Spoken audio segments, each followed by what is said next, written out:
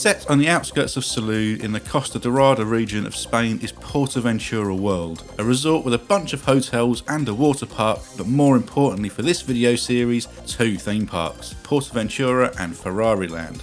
Hi, I'm Paul, welcome to the grading series here on Loop Theme Park Adventures, where I take a look at 4 key areas of a theme park visit and give them a grade from A+ to F-, followed by an overall grade at the end. In this video I'm grading both PortAventura and Ferrari Land. Why both, you ask inquisitively like some kind of owl? Well, while Ferrari Land is a second gate at the resort, I see it more of an add-on to PortAventura. I doubt many people are just visiting for Ferrari Land, but maybe I'm wrong. Either way, let's get grading. PortAventura is home to some of the biggest roller coasters in Europe, with Red Force at Ferrari Land being the tallest and fastest roller coaster in Europe, and the incredible Shambhala in the main park being the tallest, fastest and best B&M hypercoaster in the world. Don't even come at me with your Mako nonsense. Straight away you have 2 world-class attractions. Unfortunately, the support lineup can be a little on the rough side. Dragon Khan is a B&M looper that still gives me Vietnam-like flashbacks to when I trapped a nerve in my spine mid-ride about 12 years ago, but can be reasonably fun if ridden defensively. Stampeder is a dueling woody that I actually quite enjoy but isn't the smoothest, and Furious Baco is like riding a washing machine that's been fired out of a cannon. But it features a monkey, so bonus points for that.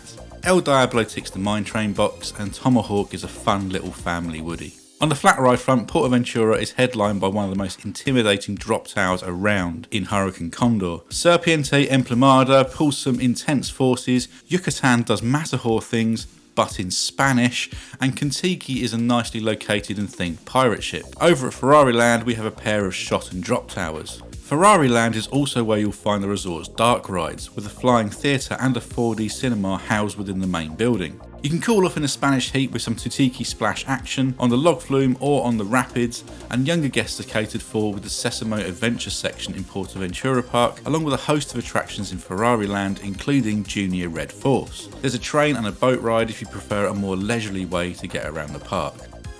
Giving this a B. This is actually quite a tough one to grade because the 1-2 punch of Shambhala and Red Force is fantastic, but none of the other coasters really warrant re-rides in my opinion. There's a good selection of water and flat rides for all the family, and the dark rides at Ferrari Land give you the opportunity to enjoy some attractions away from the blazing sunshine.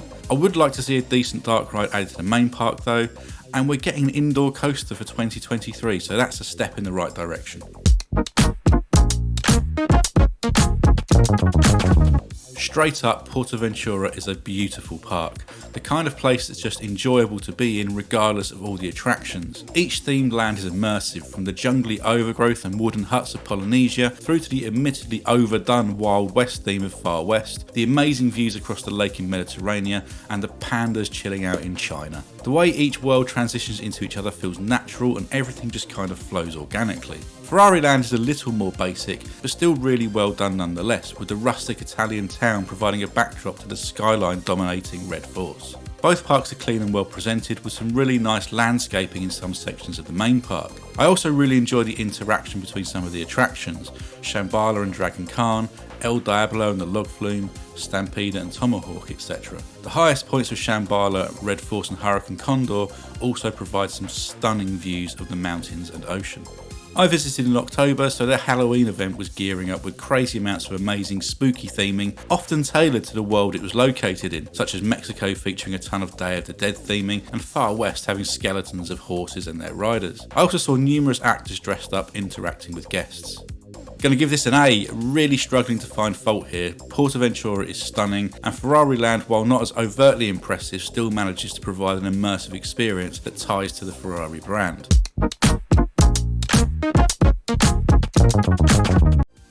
So operations are often the bugbear of visitors to PortAventura World. I've lost count how many times I've seen complaints about slow dispatches, coasters only running one train, and queue jumping, etc. But I have to say, I had quite the opposite experience. I will prefix this by pointing out that I visited during off-season and the resort wasn't that busy, but despite that, all the major roller coasters were on 2-train operations, even when there was hardly any queue. Dragon Khan, for example, was a walk-on over both days I was there, and the whole time was operating with 2 trains, where many parks would have taken one off, so gotta give them thumbs up in that regard.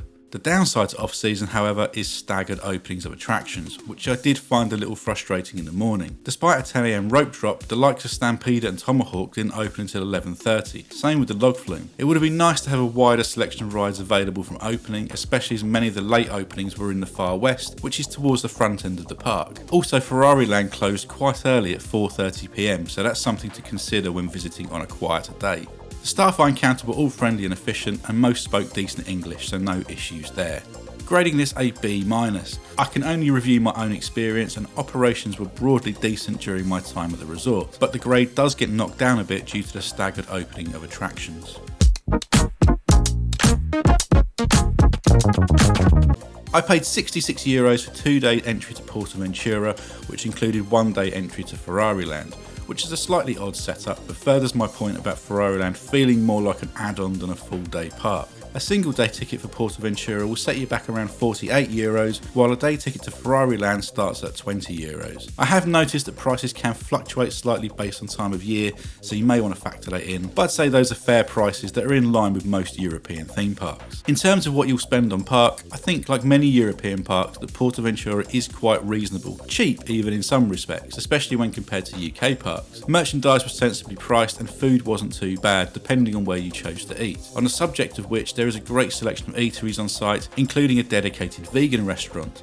And while I certainly wouldn't encourage reckless alcoholism, beer at around €3 a pint does go down well in the Mediterranean heat. B-. Yeah, fair pricing all round I'd say, with a few items such as beer and merch probably being slightly less than you expect to pay at a theme park. If you've made it this far, then thanks, you're a legend, or you fell asleep, either is fine, but if you've enjoyed the video thus far, then leaving a like is the best way you can support the channel, and if you're new around these parks, why not subscribe for loads more theme park and coaster content. So overall, I give PortAventura World a very respectable B+.